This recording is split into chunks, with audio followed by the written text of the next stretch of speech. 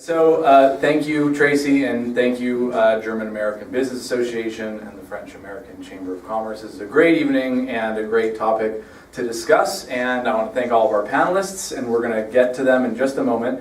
But first, I want to acknowledge that we are in a drought, and so I want to say a few things setting the tone tonight about California water policy and where we're at today. And one thing you'll notice whenever you're in a drought in Bay Area cocktail parties, you hear people saying, well, the problem is LA needs to lay off the Delta. And then in LA cocktail parties, people are saying things like, what the hell's a Delta? No idea where they get their water from. But I kid LA, and the reason why I do is because we've actually really changed a lot of the way we do water business in California in the past 20 years. As a matter of fact, among cities with a population of more than 1 million people, Los Angeles is now, by some estimates, the most water efficient city in the country. So a lot of people in Northern California don't know this, but they're down to about 120 gallons per person per day, which is down from near 200 gallons per person per day in the early 90s. So they've made huge progress based off of their painful experiences with past droughts. Another thing I'd like to mention is that, does anyone know in here actually what the largest reservoir is in California? Shasta. Shasta? No? No, not really. It's a trick question. The snowpack. The snowpack. The snowpack is our largest reservoir. It's our free reservoir. And so I kind of like to start off conversations with water with a couple of these, highlight factoids about it. The snowpack decreased from last year by 86%. So big impacts coming from the drought this past year. And their scientists and climatologists are predicting a permanent decline of up to 35% by 2060. So it's serious business. Another interesting fact is that California, in an average year, manages about enough water to bury the state of Nevada 1 foot deep in water. It's about 70 million acre feet or so. It's a pretty extraordinary system. And then finally, last thing that I think is really important about California's water system is that the real backbone of the system includes about 6 major projects, the average age of which is 76 years old now. So we're living off of yesterday's investments. And so that topic is something that we're going to hear a lot about. And right before I introduce the panelists, because we have a special guest, we have Andy Ball, who is the West Coast president of Suffolk Construction and a member of the California Water Commission, a water expert. And he's the co-chair of the Bay Area Council's Water Committee. And so Andy, you want to come up here for just a moment and tell folks a little bit about the committee? Thank you, Adrian. Some very nice facts there. I'm really here tonight to listen to Susan Leal, who is truly a water expert and somebody that I've known since her days at SFPUC, and wrote a wonderful book with a lot of great solutions to our water problem. We're here in San Francisco. As you walk down the streets, there's a lot of new technology companies. I'd like to blame our water problem on the technology companies because it's all about cloud storage and it's clearly not working. I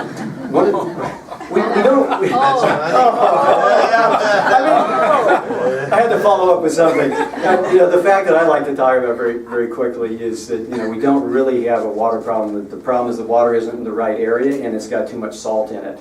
So if you look at desal, and everybody says, oh, desal is way too expensive. I said, okay, so desal is $3,000 going down to $2,000 per acre foot. If we're paying anywhere from $30 to $300 for water right now per acre foot, does anybody have a bottle of water in their hand? They've got a bottle of beer, but if you had a bottle of water, it'd be a pint bottle, and it would probably cost you around $1. And you'd say, well, okay, I was willing to pay $1 for that bottle of water. You know what that translates into per acre foot? Anybody want to take a guess? $2.5 million per acre foot for your little bottle of water you're holding in your hand, and that would tell me that maybe desal is not a bad solution. We have been oversubscribed and underfunded for water for forever, and it's become very apparent right now because of the fact that we have not just another drought, which we're used to, But the most important thing about this drought is that prior to our last drought, there was only 2 intervening wet years. It's the first time, if you go back in recorded history, that we had less than 4 or 5 years and sometimes 9 years of water. So our whole strategy is based upon getting water, storing it up, and then sort of letting it out in little bits and drabs. In LA, Metropolitan Water District, very efficient. Their reservoirs are actually full. If you've been watching this picture of the Folsom Reservoir that we have here looking pitifully like a dry beach, yeah, it's pretty sad. And that was taken actually before it started. We started to get a little bit of rain. We clearly have a problem, not just a problem of not enough storage, but if we continue to have very few wet years in between our drought years, we have to completely change the way that we think about water, where we get it from, how we store it, how we use it. So what you're going to hear tonight is going to be very, very pertinent, because I would say that if you look at the appetite of the voters in California to use general obligation bonds to fund water, it's not there. We're just not getting the polling results. And so we're going to have to come up with a lot of different, very creative solutions, what potentially could be a very new problem than what we've seen in the past. So I'm very interested, looking forward to hearing from the panelists, and glad to be here tonight. Thank you, Adrian. Thanks, Andy. Without further ado, because I think Scott's got a wife with a birthday today, so. So let me introduce Scott Bryan. He's the Chief Operating Officer of Imagine H2O, a nonprofit organization with a mission to inspire and empower people to solve water problems by turning challenges into opportunities, which is longhand for supporting entrepreneurship in the water sector. Scott manages Imagine H2O's core programming and is responsible for building the organization's strategic partnerships. Prior to joining Imagine H2O, Scott was a financial consultant specializing in sustainable investment strategies for institutional and private clients at Royal Bank of Canada and Piper Jaffray. Welcome, Scott. And I'm going to have everyone hold applause because we're going to rattle through these. And Olivier, I'm going to mess up your last name. Sorry. It's French, so Jerphagnon. It's pretty good. What is it? Jerphagnon, it's close. He's a serial entrepreneur with a talent to bring new technology to market. He's the co-founder and CEO of PowWow Energy, a company addressing the growing energy water crisis in the agriculture sector. Very important topic in California and beyond through utility-scale automated leak detection. PowWow Energy was a Cleantech Open finalist in 2013. We're also joined by Gary Kremen. He's the chairman of Watersmart Software and the president of the board of the Purissima Hills Water District. He's an entrepreneur, inventor, and investor. Gary has over 25 years of experience with emerging growth companies and developing breakthrough technologies. He's an investor in some of the region's most promising clean tech startups, including Watersmart Software, Ready Solar, Recurve, and Sunlink, as well as the founder of several Silicon Valley companies, including Match.com.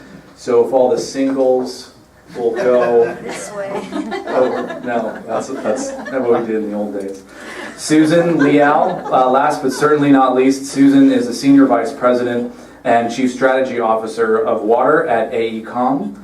Susan is the Chief and Senior Vice President for Water in the Americas at AECOM. She is a water utility expert and author, specializing in identifying realistic and creative solutions to water-related challenges facing our world, and is a co-author of the book Running Out of Water.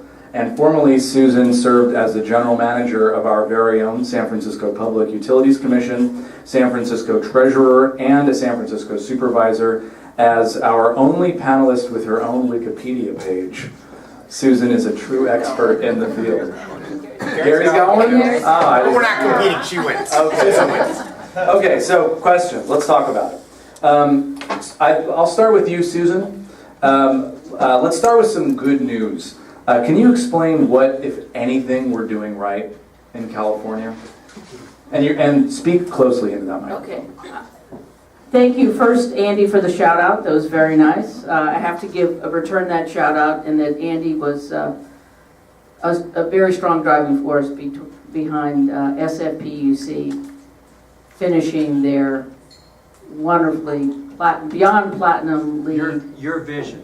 Lead building where there's a lot of things that we did right with water and wastewater in that building, and Andy was a driving force on that. Anyway, good news. Good news. Good news is that recycled water is no longer a dirty word. It no longer gets elected officials chased out of office by talking about it. In Southern California, it started off at the very progressive county. Orange County was a leader in recycled water. Some of you may not believe that, but about almost a third of their drinking water now comes from recycled water.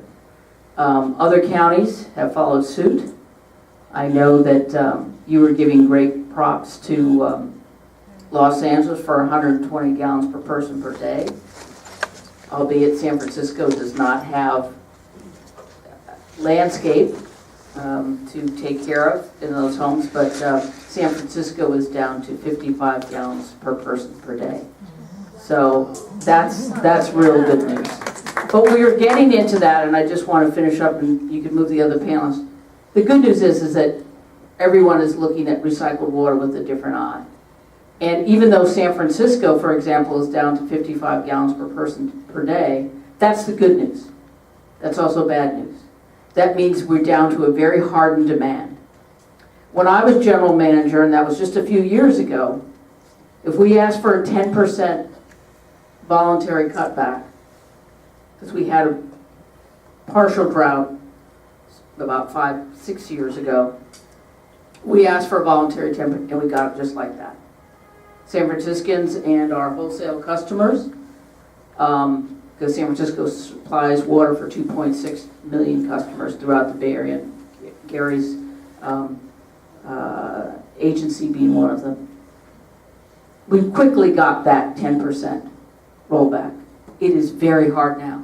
In fact, the PUC, I was talking to some folks at the San Francisco PUC just today, and they are looking for ways to try to get that voluntary. They've asked for a voluntary 10%. It's much harder to get. So now they're looking at such things like recycled water. Everybody's looking at recycled water. It's and if you think about it, in most places throughout the country, you're drinking water that somebody else has used before it came to you.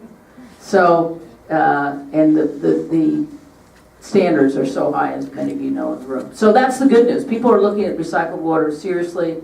Conservation, we've gotten to a point where the good news is people are really using a lot less, but there's a bad news part of that demand is really hard, so it's harder to get an extra 10%. It's even hard to get 5% reduction in conservation. But people are looking at other solutions, and they're being open-minded. In fact, things like used to be recycled water by injecting water into groundwater basins and then reusing it. Now people are looking at augmenting surface water, large reservoirs with recycled water. And the state is under the gun to come up with regulations for that. So that's some good news. People are looking at different things. Do you know if the state is going to be, are there any bills that are under consideration right now on, or maybe I can open this up to the other panelists, what does the state need to do to really expand recycled water? Because right now, as you mentioned, you have to have that environmental barrier. If you recycle water, you can't just plug it into the tap. You have to put it into a reservoir under the ground first and then pull it out. In fact, it's very hard to even do surface water augmentation. There was a bill that was passed a year ago, and they're under the gun to do this by 2016. But I think we should have a new bill that really puts a lot more pressure on that. Gary. Some changes to the water code. They're allowing indirect, as they call it, as Right. opposed to direct usage through the surface water. So it's now injection. So that is, I think that's all positive good news, right? Yes. Movement forward. Great. Well, Scott, let's talk about agriculture. Because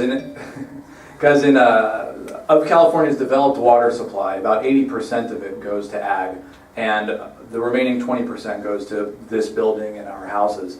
So given that, agriculture is obviously a hugely important part of the conversation. And Imagine H2O recently launched a food and agriculture program to support emerging water businesses in the ag sector. Can you tell us about the program and what kind of water technologies that you're seeing emerge? Sure. So, as a nonprofit organization that functions as a path to market opportunity for startups and innovators, we we run thematic competitions on an annual basis, and we just announced the winners of our food and agriculture competition. We felt as an organization that that was an opportunity that had significant commercial upside for entrepreneurs, yet also a significant opportunity to save a lot of water. If you're not talking about agriculture, you're not moving the needle. So that's why we wanted to focus on that market. I think there are a lot of misconceptions about agriculture. We often think of it's, the farmer out in the field that has no technology. But if you go to the Central Valley, plenty of those tractors and center pivot irrigation, all that is run through GPS and automated. So, I think it's a matter of time before you see a lot more water innovation on the field. And also the processors are important. So we ran the competition with that in mind. We fielded over 75 entries from 12 different countries and selected 12 companies to enter our accelerator program, where we're working with a partner in the Central Valley, the Blue Tech Valley, to link those companies up with customer opportunities in that region. We saw some interesting themes. We had a couple of companies that are focusing on aerial imaging and data, so i.e. drones. One of our companies, TerraAvion, also in Y Combinator right now, so interesting Bay Area tie there. They're using a fully amortized 1977 Cessna for now, but they will use something different as the FAA regs change on aerial imaging. But they're helping wineries save water. They're also working with almond growers, so a real opportunity for that company. Other theme that we saw is waste to value. So we actually waste a ton of food. So if you're talking about changes and savings in water, if we just wasted less food, that would be a huge opportunity. So the solutions aren't always going to be water technology solutions. And one of our companies taking produce that normally goes to waste and turns into methane in landfills, and turning that into liquid fertilizer that can be inserted into drip irrigation. Companies called California Safe Soils, based out of West Sacramento. So those were some of the things we saw. So monitoring and wastewater, food recovery and better data. And Gary, were you going to say something? Well, I mean, being here, and I'm a stone cold capitalist, but I think we have to look at, is some ag a good use of our water supply? It's kind of like the third rail. And is it a good idea for Westlands and Kern to be using the water to export almonds to China? I mean, I think it's a valid thing for discussion purposes, what we're using water, because a lot of people will look at water, there's a social justice component to water. It's very emotional to think about water. So I think even in a business group, that's valid discussion. Actually, we're going to get to, do you want to go ahead, Scott? I was just going to say that a lot of us, because we've really improved conservation in the urban areas, we're not feeling this. But we've seen it with limes already, and we're going to see it with other crops here later this summer. I think because we're in San Francisco, one of my closest friends has an artisan pickling company, and I saw him this morning. He's having a hard time finding cucumbers because cucumbers are water intensive, and who really likes them? But that's the value judgment. Do we want cucumbers? Do we want almonds? So I think that the market's going to sort some of this out, and we're going to see that. I think the better question is how much do we want that steak, or we want that Big Mac? When you're talking about 630 gallons of water for 8 ounces of steak, cows are not efficient, and so those are some of the. You're talking about high value crops, almonds, and other things. Even that's a high value crop. So to me, it's more justified. But it's much tougher when you're talking about alfalfa. And so those are tough. Those are tough decisions. And I hate to break it to you, but there's actually a commodity out there that uses about twice as much water per pound to produce as beef does, and it's chocolate. I'm sorry, Scott, for your wife's birthday. And the chocolate trees are in trouble in Ecuador. Yeah. That's serious. Now we're talking. Speaking of water startups, Olivier, you actually run one of these water startups in the ag sector itself. So can you tell me, briefly explain to the crowd what PowWow Energy does? Sure. We focus exclusively on the energy-water nexus, and I'll explain that in a minute what it means. And one of the reasons we do that is, first of all, there's not a lot of data around how the water is used and moved. And so we decided to use the energy footprint of how the water is moved to find efficiencies. And so our company finds anomalies in the way pumps are used and how the water is moved on agricultural land. And that represents about 8% of our energy footprint. That represents about 50% of the water used, and that's aquifer water. So you're talking about pristine water that doesn't get recharged very fast. So for example, Central Valley uses twice as much water as it gets recharged. And so it has a lot of impacts from, rescindment, drainage, and all that good stuff, which, frankly is not sustainable. If you step back a little bit, what's really not sustainable is how we use water and how we create energy. When you look at the combined effect, I think the UN stated a month ago, that was the biggest challenge that the Earth is facing right now. If you look at the facts in the US, half our water is used to either extract energy or produce electricity. It's far beyond irrigation, which is 31%. Reversely, if you look at California, because we have that huge disparity between the south and the north, we consume 20% energy to move the water, purify it, or heat it. And so fundamentally, the more we use energy, we use water. The more we use water and we have to move it, we use energy, and that's just not sustainable. So our company just focused on a very single problem, which was farmers. And what we learned working with various entities is that they're overwhelmed. They're actually working hard to feed us. They're asked incredible challenges to do more with less. We have to feed 9 billion people by 2050 with fewer resources, including water. How are they going to do that? And so I think, Scott, you said something very interesting. They are technology savvy or enthusiasts, but they don't have time. And so one of the things we do very hard is we try to simplify data into actionable intelligence. So we actually just give them answers. We don't sell them data. We're going to use imagery. We're going to use energy data, and that was our first app with which we wanted to take open. And we just make that very, very simple. So the reason why they signed up with us, and we grew very fast, we were about 500 acres with trials in January, and with the graph we were about 30,000 acres 3 months later, is because we make their life simpler. Saving water energy is a byproduct for them. About how much, can you put a gallon figure on how much water you think that your technology has saved? Sure, we save on average about 10% of their energy in water. So if you're looking at a typical farm, you're looking at about 100,000 gallons every year. If you look at energy benefit, it's several megawatt hour. And if you look at the water footprint of that, it's probably another 50,000 gallons. And this is pure waste. The next frontier, and a lot of companies are working on that, is automated irrigation. And the study has shown for quite a while that we can use 30% less water without it impacting yield. The problem is, as I said earlier, farmers have a very tough life.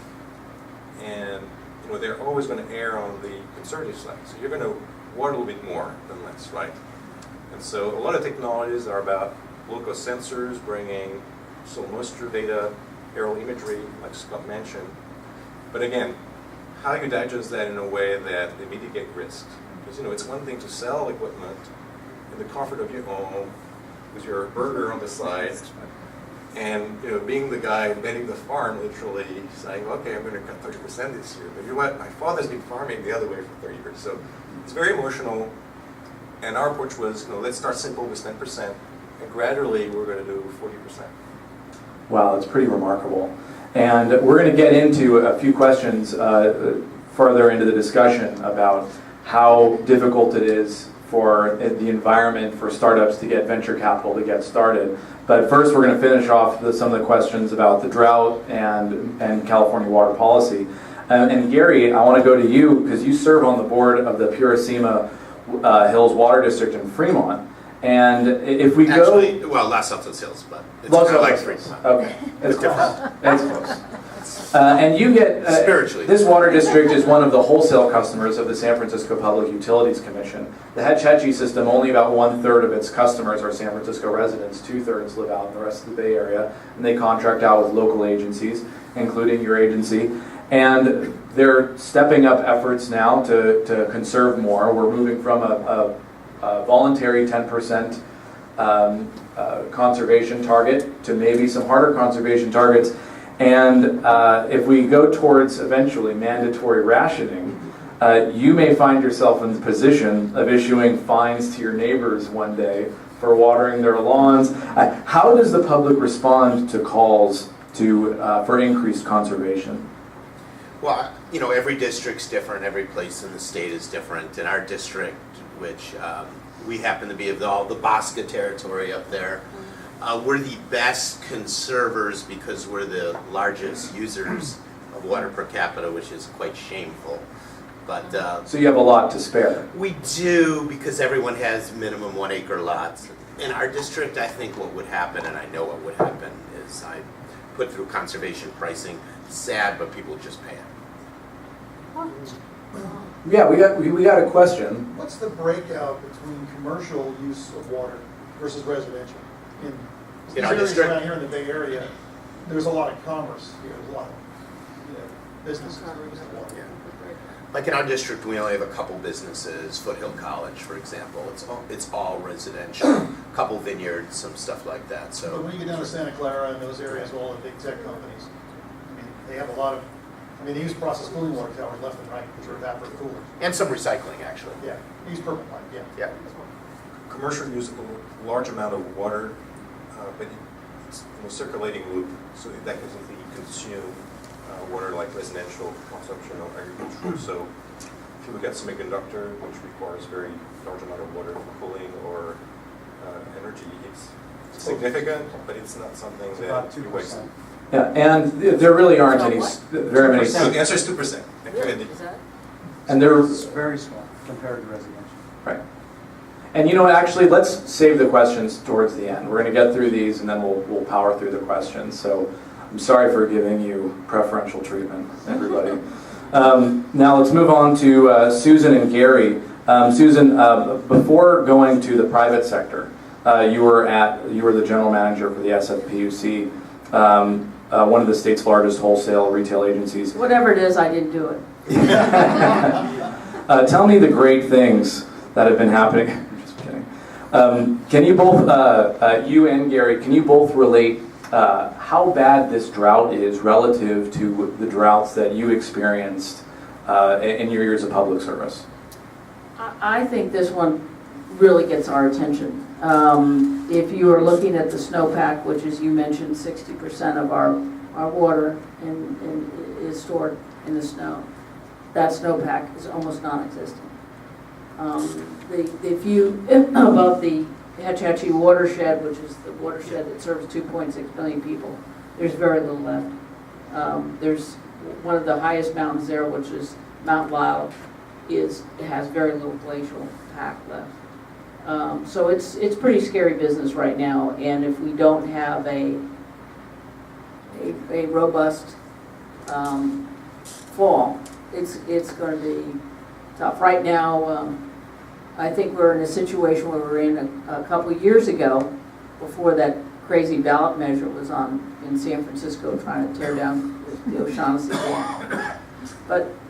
And there, about that time, about 100% of the water coming into San Francisco was impounded behind the Hetch Hetchy Dam, and by the O'Shaughnessy Dam up in Hetch Hetchy River. And that will be the case, I'm sure, this summer as well.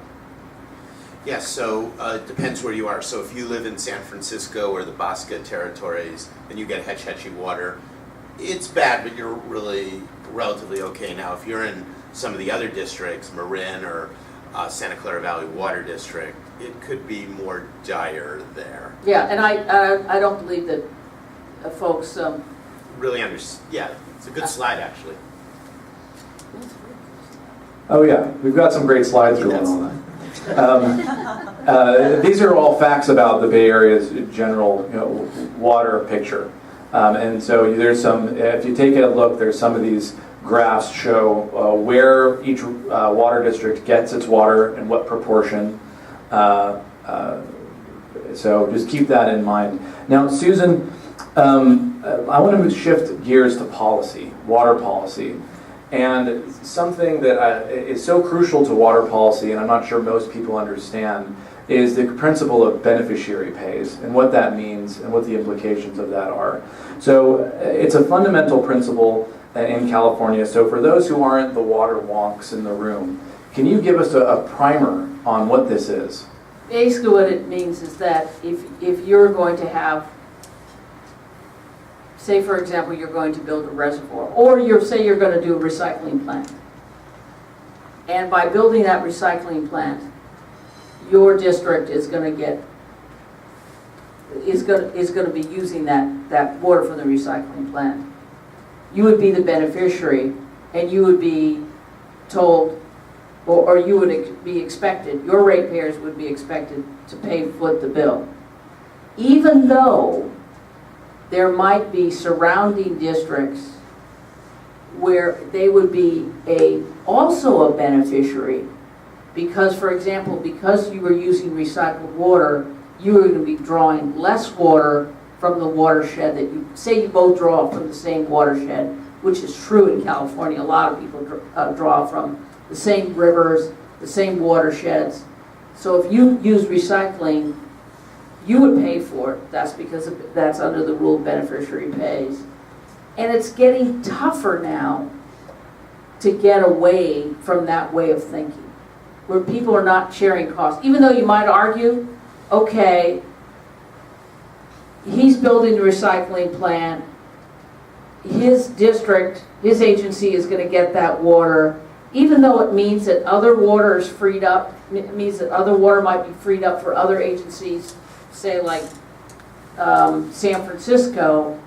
They might think, oh, they're getting the plant, they pay for the plant. But there has to be, I believe, especially in where we're trying to come up with more innovative solutions, where we're trying to come up with ways to share that cost. I think beneficiary pays kind of puts us in a tough corner.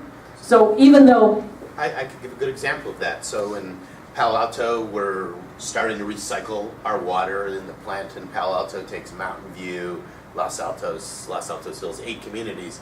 So we're the ones paying, but it really benefits everyone else in the Santa Clara Valley Water District because we're not going to use the groundwater in some of the cases because of that. But they're not paying for it, exactly. Right. So it's complicated. And what we try to, and now with rates going up, which they have, and it's mainly not only water supply, but wastewater systems have gotten more expensive. So everybody's rates are going up. So the beneficiary pays becomes a little more entrenched. You don't want to see possibly an indirect benefit that you might be getting for someone else, so you're not willing to share. You're not willing to share as much those joint costs that you would have before.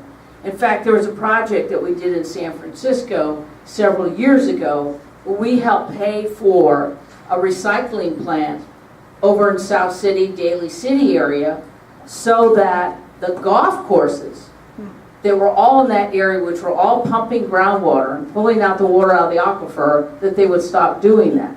So the city, San Francisco PUC, helped contribute to that. Now, if you really want to take the hardline beneficiary pays attitude, San Francisco would say, we're going to get legislation for you to stop pumping that groundwater, but we're not going to help you in any way to find another source of water under the beneficiary pays rule. So it's like I said, as rates get higher, people get more entrenched in, if it's going to mainly benefit you, you're going to pay for it, I'm not going to help you out. So I think what we see in the state, and Andy, you mentioned this when we started, that there's a chronic underinvestment in water infrastructure in California, and we're trying to figure out ways to get more investment. Is it going to be an easier thing, you think, Susan, to expand the definition of beneficiary pays to allow for more creative allocations of benefits? Or do we need to simply try to work on identifying new funding resources like the fee model that Energy has already, where you tack on $1 on everyone's water bill, it goes to the state, and they use that to fund energy efficiency projects? Well, let's just say, now my hat is a San Francisco ratepayer. Okay, we've just paid for the seismic upgrading of the water system improvement plan. Someone's in charge of pushing those rates through. I see my bill and I'm like, what happened to my water bill? And it's because we had to pay 4.5 billion, and a third of that came out of the San Francisco ratepayers. And we pay 2/3. So they pay 2/3. They get 2/3 of the water. Anyway, so as a ratepayer, I'm looking at this and I'm saying, wow. And then we have to upgrade our sewer system, which is the 1950s, 1960s vintage sewer system, the plant out there which takes 80% of the sewage. So the bills are going up in San Francisco. That's 8. No, it's approved for 2.7 right now. So the rates are going up for San Franciscans, these ratepayers. And so someone says, hey, let's put a buck on every account in San Francisco and Bosqua because we want to contribute to the overall, water health of the state. That's going to be a really tough sell.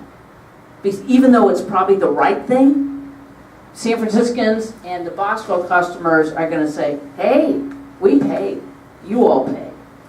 Well, we have you recorded saying it's the right thing to do, so I can't wait for the commercial to come out. Thank you. One thing, I want to question or talk about the word investment. And it's not always about pipes in the ground. There's other things that can be done. Right. Look at some of the innovative things that are being done in your company and some of the interesting technology companies, innovation. We are in Silicon Valley, as broadly defined. In Imagine H2O, or like this company, I'm chairman of Watersmart Behavioral Software, which is a real easy shovel-ready thing to save water. So I think there's other ways of looking at water. Just like people looked at energy, it used to be big plants. And when I started this solar finance company, big plants in the desert.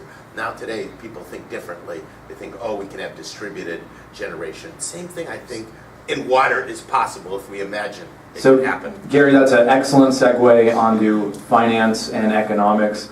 Are you reading my cards? This is right here, the next one. So you always hear people say things like, this is Silicon Valley, this is the cradle of innovation, why can't we do with X with what we do with tech? Why can't we do it? So one of the things that I understand is the problem, or maybe it's not a problem, tell me, is that there's a sense out there that of the money that's available for venture capital investment, social media sucks the oxygen out of the room. Tech startups suck the oxygen out of the room because of the quick turnarounds, the quick IPOs. So with the economy in a strong recovery in the Bay Area at least, have you seen those issues? What's it like to be an innovator in the water technology from data perspective or behavioral sciences? Well, I'll say one comment. It's not just money, though. Not that many. If you compare the passion of people who want to solve problems in energy and water, it tends to be much more than the people who want to do the next ad tech company. It's like a 10x factor, I can tell you. So if you actually look at intent, you do see a lot of people that are interested in sustainability as broadly defined, of which water is one part. Look at here. Yeah, and I would say Imagine H2O as a nonprofit, our portfolio of companies represents one in every $6 of early stage financing in the water sector. I'm very proud of that, yet the numbers behind that are pretty pathetic. Just the deal flow in the water sector is very small. About 1% of all venture capital is going into the water sector. But I would put an asterisk on that. I mean, I think that we can't look to the venture model to really work for water. We have to look for other funding sources. And I might throw out there that the venture community is actually funding a lot of ideas that will eventually trickle down to the water sector. They just don't understand that yet. And that's probably where there's the real opportunities. But if you look at the innovations in the market that are working as far as data and sensors, that's all coming out of Silicon Valley investments from years ago and current ones. So as we talk about social behavior, I mean, it's companies like OPower that have been funded and validated that model, and that's paving the way for companies like Watersmart Software. Why don't you go ahead and explain what Watersmart Software is? Yeah, so has everyone heard of OPower in this room or know what they do? Or no? So they're the people who kind of shame or praise you based on your utility usage compared to your like neighbors. And it's behavior, people get more data, and they feel like, oh, I don't want to be a loser and use more electricity. So Watersmart, we do the same thing with water. We shame and praise people. No one wants in their bill a frown. You know, I don't care how hardcore you are, you don't want a frown. And how do we know this, that it works? We've done a bunch of A/B testing. This is a company I found when it was 2 people who came from, imagine H2O winners, spent a year with these 2 gentlemen, put the first money in, and they actually were able to raise traditional Silicon Valley venture capital after I put my money in DFJ Physics. Steve Wesley, the former controller, just put in over $5 million. 19 utilities, Palo Alto, East Bay Mud. But we just today, Fort Collins we closed today. We're closing about 1 now a week at utilities. Works great in a drought because you don't have to go build anything in the ground. In 60 days you have an insert in your bill. And that's about kind of Silicon Valley innovation that's actually done something quickly. Capital 8 model, shovel in the ground today. Do you have some? There's 20 others. Do you have some results that you can share? Yeah, on average about 6.9% water savings. Wow. Yeah. And now, of course, that's in the 20%, not in the that are residential, not in the, I think 2% industrial and commercial, and the 78% ag. Now that's where we're going to save a lot of money. Well, I think out of this whole crisis comes the opportunity, and that's where you're going to see more investments. One would hope. And hopefully more implementation. I mean, that's the real rub, is where you get people to actually start using it. Like Watersmart, and that's been very successful. To answer your basic question, it was really hard to raise money 2 years ago, but I think there's a bit of a change in the last 9 months. So it's getting a little easier.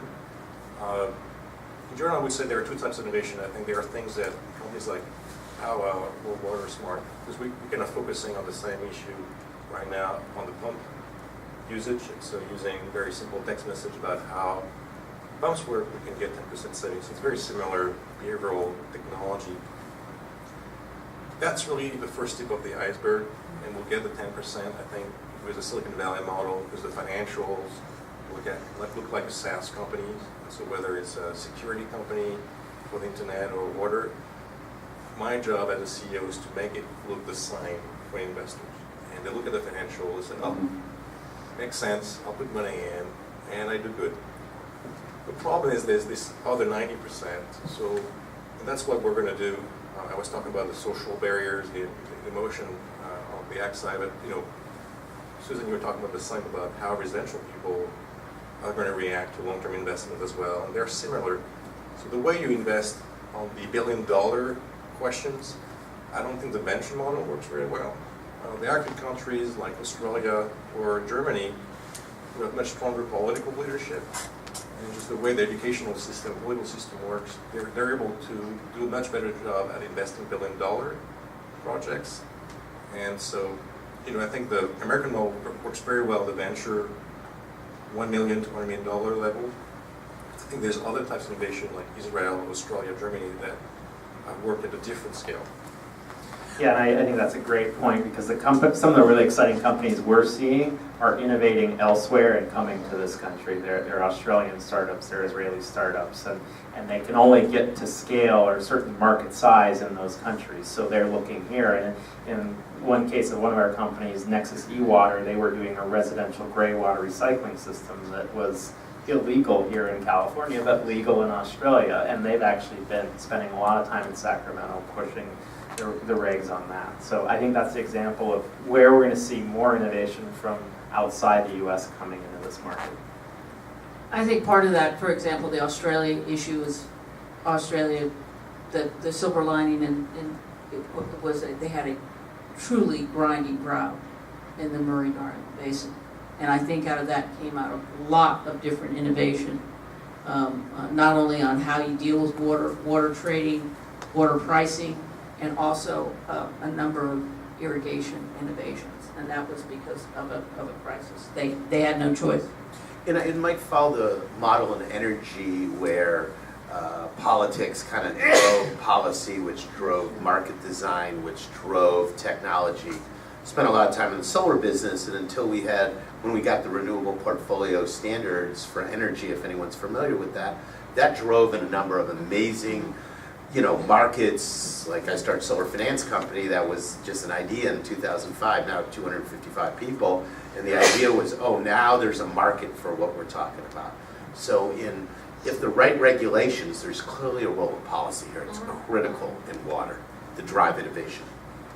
Yeah, just looking at the lessons learned from energy, just as far as when the investments came in, when the true risk takers and entrepreneurs entered that market, you got to have the rules of the game in place. So that's an important piece of it. I also think, as we learned in energy, starting with the low-hanging fruit and working through that before we get to these huge projects that require big asks of the ratepayers. I mean, that's the easy stuff we need to focus on now. And maybe there's some ideas we can take from energy. Like I just was thinking, why can't we have choice in water? Why can't we decide where our water comes from and pay on our utility bill? If I don't want Delta water, I don't want to buy Delta water. I want to go buy some other water. I know it sounds kind of crazy, but it was crazy in energy too when it started. There are ways of getting markets. There are analogies, maybe not perfect. Well, things can happen. The folks in the Delta don't want you buying their water either. And I don't want to buy their water. So you got some support. Well, Yeah. I want to do one quick fire round of questions that I want everyone to answer before we take a couple moments to nail off a couple questions from the audience folks. But if you could just tell me, Scott, maybe we'll start with you, what one innovation in the water sector that really gets you most excited? And it could be a policy change, or maybe it's a small technological feat, but something that's really got you jazzed. Yeah, we've talked about it already, but reuse and recycling, that's in ag and in residential areas, I think it's going to be really important, and industrial users as well. I ditto. I think that's recycled reuse is going to be very big, and then I think there are going to be some significant innovations in agriculture. I think they have no choice. Regional self-sufficiency, local reuse, and of course things done in ag. You can't use your own technology though. I can. And I'll mention two, one for the US and one for overseas. I think overseas you're going to have some low energy desalination technologies, especially in Israel, because anaerobic technology uses 90% less energy is going to be a game changer for communities that can use solar power to purify water in this is huge. I think locally it's rethinking the way we deal with the food, energy, water nexus. So, an innovation that works across 2 or 3 of those are going to have multiple blessings. Great, well, I think you guys did a great job, but before you get up, a couple questions from the audience members. Andy? Yeah, as you talk about almonds, almonds you can use drip irrigation. They're use a lot less water than a lot of crops. We're a huge almond consumer here in the United States. The key there is reliable water, which you just don't have. Yeah. What I'd like to ask you about is rice. Rice wastes millions of acre-feet of water a year. It's being dumped both to grow the rice and to wash away the rice husks twice a year north of the Delta, and it seems that it only exists to waste water because the senior water rights holders want to keep their rights by using that water year to year. How do we get rid of rice? So I'd love to hear everyone's opinion. One idea is maybe, sounds crazy, use the free market and see if we can purchase out some of those senior water rights and have more liquidity in water law in California. So if the senior rights go away, maybe they don't flow automatically to the next in line in some way. Maybe they're transferable, maybe they're retirable. Innovation in the law. That's follow on that. In Australia, they started to grow rice much more efficiently, using about 40% less water than they did in the past, mainly through, again, a financing mechanism where they're allowed to do water trading, and it meant more the value. Water was started to put a real value on water, so they learned ways to grow the rice, different types of rice to grow, how to grow it, that where you were only going to use water, you didn't flood it anymore. So there's some ways to improve it. Good question. Gentleman in the blue shirt in the back, you have your hand up first. John from the it's relatively easy to get information from electricity utilities. There is a portfolio manager and the Green Button initiative. Why cannot we get the same ease of capturing information from water and waste management? Well, in most, our company does water, transportation, a number of different business lines in several countries around 125 countries around the world. And I do mainly work in the Americas, and a lot of the major cities are doing, especially the major cities, are doing much better about letting their customers know how much programs such as Watersmart and others they're using, or they're developing their own programs that are similar, so that the customers are getting much closer to what they're really using. But following up on that, I'd love to see water utilities, and many more are municipal than in the energy business, where there's more IOUs, investor-owned utilities, have to have green buttons or have to have APIs. I think that would be, and have to release 15-minute data. I think that'd be really good. I second that, and to answer your question, why is it like this? There are two reasons. One, if you look at the water agencies, it's a much more fragmented market. You have more than 3,000 in the US, and so you have problems in standards. The other thing is politically, it follows much more political district systems, so change, is very political, as opposed to energy are much larger regions, and so it doesn't fall in the same category. The second part is, it really goes down to the deployment of smart meters. The business case is different. In energy, you have time of use, which beyond billing really provides a lot of value to 15-minute data. In water, you don't really have this great capacity fluctuation problem. So time of use is not really part of the business model, but it will come as there's more innovation like Watersmart that shows that actually we can send signals to the consumers to change their behavior. But I would say water is probably 3 or 5 years behind energy, but it will get there. Yeah, if we don't have a smart grid for energy yet, we don't have a smart grid for water, so we're still a ways out. And I think that companies like PowWow are very smart because they're looking at where we do have data in the energy sector and saying energy is water. And there are some point solutions, like I was involved investor in a company called AquaQ, which was a meter add-on, which kind of skipped the idea of replacing all the meters, and by putting like a little barnacle on the meter that would figure it out, and actually was pretty successful. Badger bought the company. Good return. Other questions? Gentleman in the white shirt, you right here, you had your hand up first, and then we'll move to you. Gary, you mentioned you were working with some vineyards. Our family happened to be involved in the farming business in Napa Valley. And actually, to fill our reservoirs, we actually use runoff that goes basically from these creeks. And what we found this year, obviously with this very little runoff, is that we would like to be in the position of pumping that water out into our reservoirs. Well, those creeks are all dry right now. So how do you handle working with the Department of Fish and Game from the standpoint of what's fair from the standpoint? There were no fish actually going up these creeks. You can, they're very, very few, if any, to be honest with you, go that far up into these delta areas. How do you handle working with the Department of Fish? We've been, this has been kind of a calm audience. I mean, water is so emotional in California. The water's 5 times overpromised. There's no doubt about it. 5 times more use. And one of the users we haven't talked about is wildlife and the fish. I'll tell you, I'm running for the board of Santa Clara Valley Water District, and you talk about some of these things, and the fish people will show up like you won't. And they'll say, too bad for your vineyards. Our fish are more important. So the answer is, that's why it's so emotional. But look at what Australia's done as far as having 3 different markets for water, as far as ag, municipal, and conservation. I think there's some market mechanisms that we could use to separate the emotion from the reality. One comment I would make is, if you want to have a view of the future, there are 3 places to go. One is close by, San Diego. They don't have any water. Price is $1,500 per acre foot compared to $50. And what you see is a community that really works closely together. Some farmers are using automation, not just technology, but also advanced farming techniques. And Carlsbad is going to be up and running, which was an old gas peaker plant turn into a desalination plant. So it's going to be sold at the community level when people realize they have to work together. If you look in Israel, desalination was the solution for their urban use.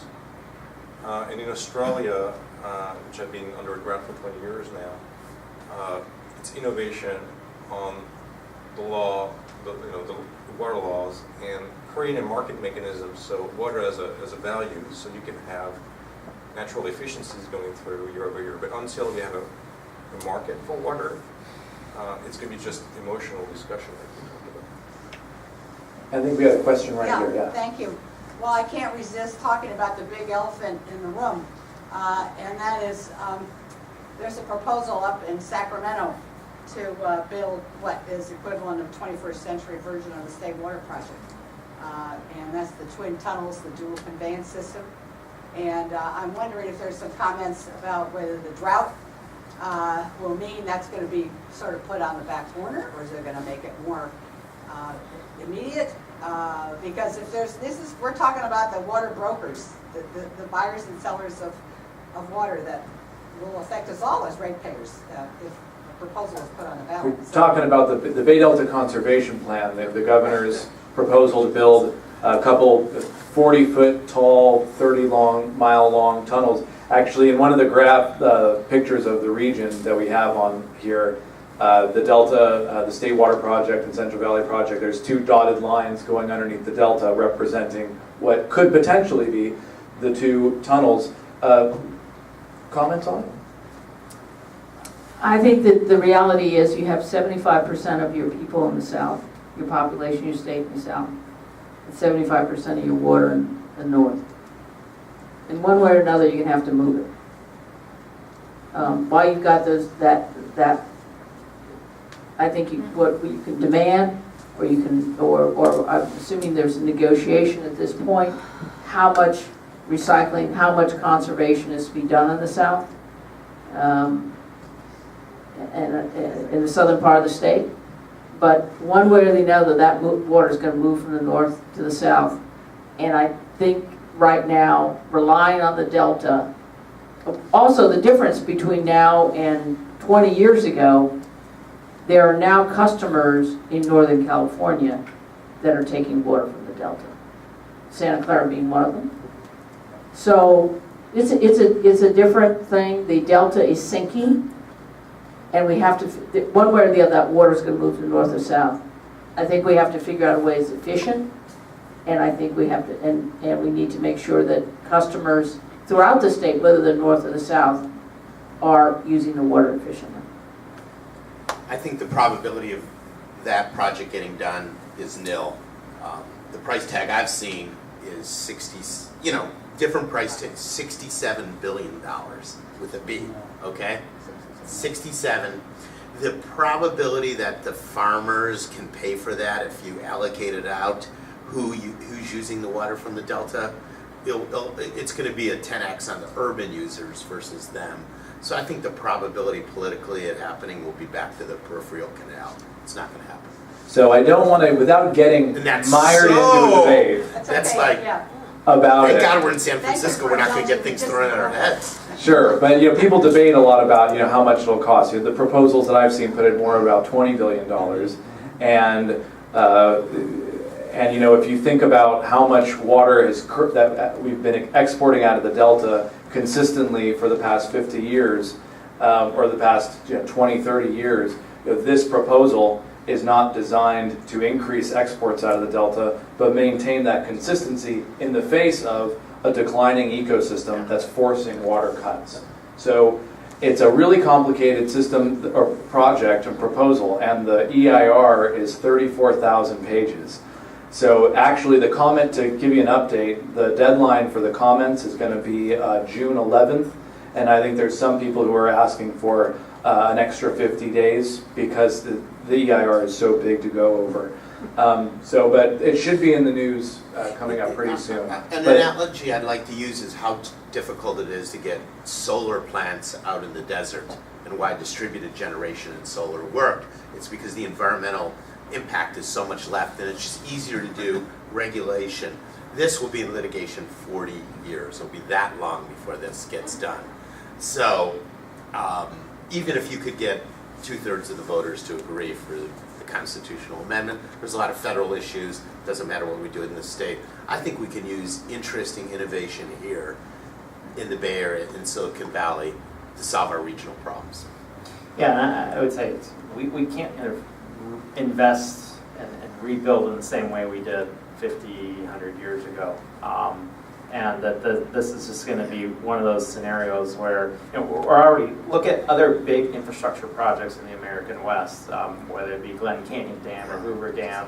I mean, we've got failing infrastructure that wasn't built that long ago. And I think before ratepayers and taxpayers sign off on a project with that big a price tag, I think there's going to be some tough questions about what is the life cycle of that project and where else could we be spending our money. And I think the one thing that we in California need to be doing is, if we're going to sign off on anything like that, there does need to be a portion of that, you know, huge price tag going into the future and innovation and, you know, into our UC system and the assets we have to really produce new innovation that can be deployed, because those yesterday's solutions are not the way forward. I'm going to cut you off, Gary, because I'm going to do one more question, because Scott's wife's about to kill him. And hopefully some panelists will stick around for some drinks afterwards. I know that we got a lot more beverages, but I know you had a question. Yeah, I don't have a question. Two comments or points I want to make. One is I heard that when you desalinize, it leaves an enormous amount of waste, which is very difficult to deal with. I guess it's the salt or whatever you get from the water. So that's one thing. The second point I want to make, which is of a completely different nature, when I was on the island of Porto Santo approximately 15 years ago, which is a tiny island near Madeira in Portugal, where Christopher Columbus landed, they were replanting and they were doing everything by hand. They had hills. They were trying to develop the island to make it a mega tourist destination. I don't know if that has happened or not, but they were replanting all the fields that were completely arid and dry with a particular kind of pine that somehow was, don't ask me questions, I'm just giving a general idea, collecting water from underneath and catching water from the clouds, balls or something, and helping having more fresh water on the island, which was severely short of fresh water. And they were getting results. They are doing everything by hand. A fitting way to end the conversation, some comments. We've got native species, water-efficient species, moving away from the lawns, and also what the heck we're going to do with all the salt from desalt plants. Should we get it done? Are those two big problems? I think the question with desal is that it's, I think recycle has a better chance of being more efficient use. They have dealt, people who have built desal are dealing with that salt issue. They've been able to manage it. That's what I understand. But the bigger thing is that recycling is cheaper than desalting of ocean water, and then the next would be brackish water. But remember, that's only going to be for urban use, because right now, for example, the cost per acre foot for ag water is much lower than, so unless we want to pay $50 for a spear of broccoli, we won't be using desal for ag. Unless he's got a solution. I think you're right on ag. The only way out is could be, making more with less. And so there's a massive amount of change coming in agriculture and food processing. As I said, it's in the order of 30 to 40%. The equivalent in the urban area is really reverting back to local species. And so that's actually also another behavioral aspect. Some water districts have seen very successful programs where the way you educate local communities about, if you change your lawn to some local species, you're not going to have the maintenance cost of bonding it and stuff like that. And when you see the advantages from the customer point of view, you can see some secondary benefits where people are going to use a lot less water. But I think we have to do a lot more outreach. I think Australia has been pretty successful because they decided to educate their population before passing very large bills. We don't do that in California. We let the grassroots dialogue come to the surface. So again, it goes back to political leadership, but there's no question, coming to your point, that in urban areas, the low-hanging fruit is to replace lawns and other exotic species with local existing species. That's the first thing we should do. There's several districts throughout the West. Gary's district, there's a lot of districts where they have landscaping and they have a rebate program. Often, it was started in Vegas of all places. It was called Cash for Grass. There you go. And it worked. They changed the name.